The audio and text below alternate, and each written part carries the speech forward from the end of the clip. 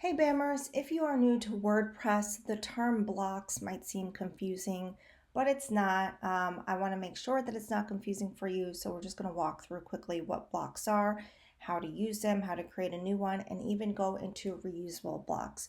So adding a new block of text is super easy. You just write your text as you would in Word doc or any Word program like Pages.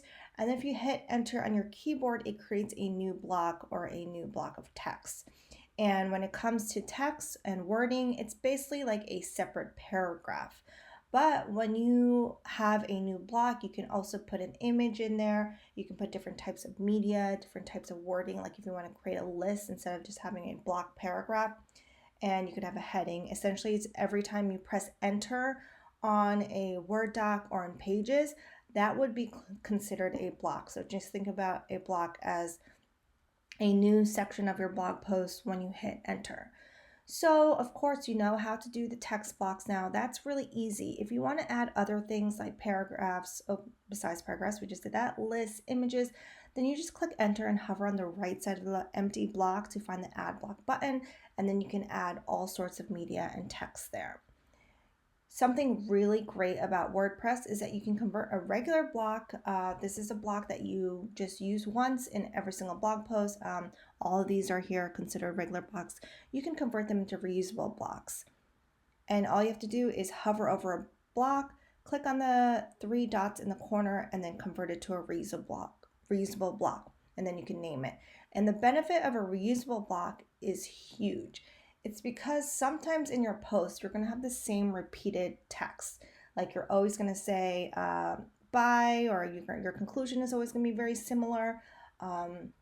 You might have a disclaimer, or you might have an email sign-up form. These things are repetitive throughout all your blog posts, and when you have a reusable block, you can just go into your add block section, find that reusable block, and add it in. So that's the benefit of it, is you don't have to keep writing the same block every single time you write a blog post. Now, something you need to know is that when you have a reusable block, if you change the content in one reusable block, it's going to change in any instance of a reusable block that you have in all of your blog posts.